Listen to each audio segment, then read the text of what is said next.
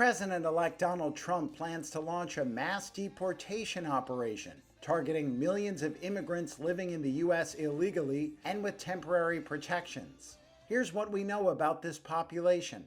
There were roughly 11 million immigrants in the U.S. illegally or with a temporary status at the start of 2022, a figure that some analysts say has increased to 13 to 14 million. Ted Hessen is an immigration reporter for Reuters who has looked into where they now reside. Among the 11 million that were estimated in the U.S. in 2022, the biggest state, home state for them was California, where you had a little more than 2 million. And that's according to one estimate that we looked at by a nonpartisan think tank called the Center for Migration Studies of New York. After California, Texas was another state that had a high number, a little under 2 million.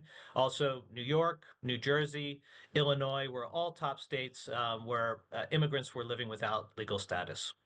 Nearly half of the immigrants in the U.S. illegally in 2022 came from Mexico, amounting to 4.8 million of 11 million overall, according to a U.S. Department of Homeland Security report. Other top countries were Guatemala, El Salvador, and Honduras. In recent years, we've seen an increase from other countries, from Cuba, Venezuela, Nicaragua, and Haiti as well. And that's less reflected in these estimates because they're from 2022. And I expect that as we get newer estimates that look at 2023 and 2024, we'll see that those populations rose to some degree as well. Most of the immigrants in the country illegally are 18 to 54, according to a Homeland Security report, and they work in a number of fields. From construction to agriculture to hospitality, and you see that across various states, that these tend to be the work places that they're working in. And I think that's something to keep in mind when you talk about the population that's here without legal status.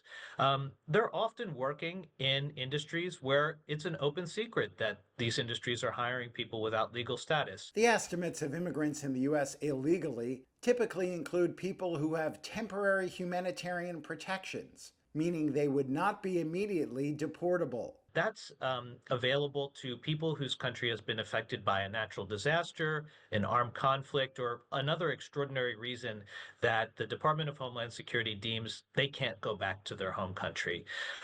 So right now, there's a little more than 1 million people who currently have some form of protection under that program, including people from Haiti, people from El Salvador, and other countries. This also includes the so-called dreamers, immigrants who fall under the Deferred Action for Childhood Arrivals program, or DACA, which allows people who are brought to the U.S. illegally as children or overstay a visa as a child to obtain deportation relief and work permits. Trump tried to deport these people during his first term in office, but was blocked by the U.S. Supreme Court.